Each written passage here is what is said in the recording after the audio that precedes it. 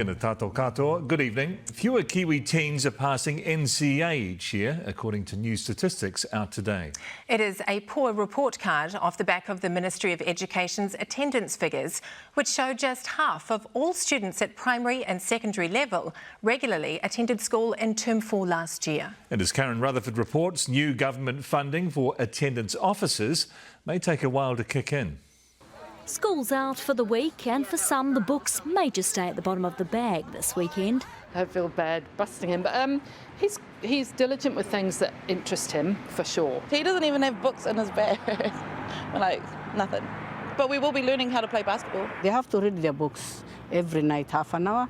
Reading books is important. But the latest stats out today from the New Zealand Qualifications Authority show COVID continues to disrupt learning. Last year was a year that if we could do anything to not repeat, we should. It wasn't like the scheduled lockdowns of the previous years, and it was those rolling disruptions where we had students, you'd have one group of students in 1 week and another group missing the following week. Overall, 65% of Year 11 students, that's the red line, passed Level 1 NCEA last year, 5% down on 2021. There's a 3% drop-off in those attaining Level 2, that's blue, and a smaller drop-off in students passing Level 3 NCEA. It has made it very difficult for our teachers. Our school, like many others, or most others, the staff are so dedicated though that they'll go that extra mile.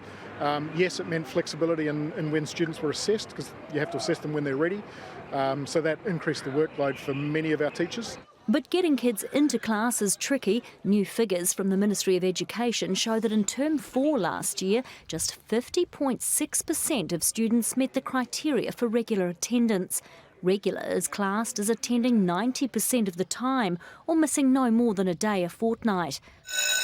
While that's up on the peak of the COVID outbreak in Term 2 last year, when attendance was at an all-time low, there's concern for Māori and Pacific students who are attending even less and attaining less at every level of NCEA. The cost of living is landing unequally. It's about the pressure of the cost of living on families and young adults wanting to do the best for themselves and their families by providing if they can. By 2026, the aim is to have 75% of all Kiwi kids regularly in school.